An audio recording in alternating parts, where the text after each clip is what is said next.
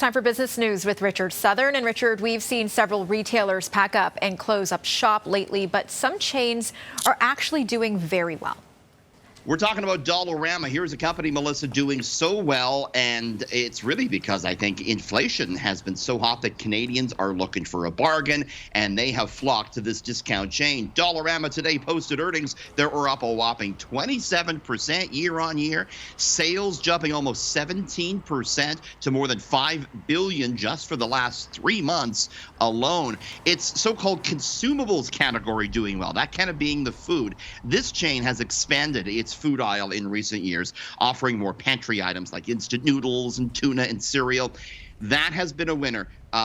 Consumers looking for a break from inflation, they're turning to this company. It's expanding. Dollarama opened 65 new stores in the past year, said today it expects to open another 60 to 70 in the year to come. The stock was up 2.5% today, Melissa. Okay, and bar and restaurant owners are toasting a pretty big victory today.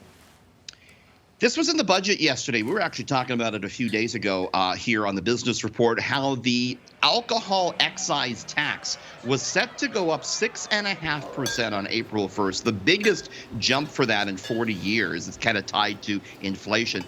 And the bar owners, the restaurant owners, they were not happy about this because, you know, there are already many of them teetering on the brink. Anyways, in yesterday's budget, the federal Liberals said, we're not going to do it. We're only going to hike the tax 2% this year. That is welcome news to many. The president of Beer Canada saying he was, quote, grateful for the government decision. The other thing out of the budget, Melissa, the federal Liberals planning to crack down on so-called junk fees. You know, if you buy a concert ticket, you think you got a great price on that show, you check out and you see, oh, the extra fees, the venue fees, the processing fees.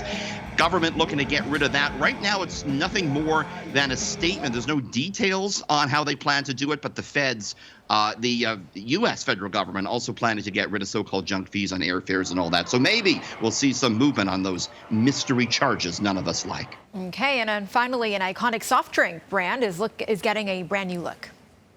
Pepsi getting a new logo.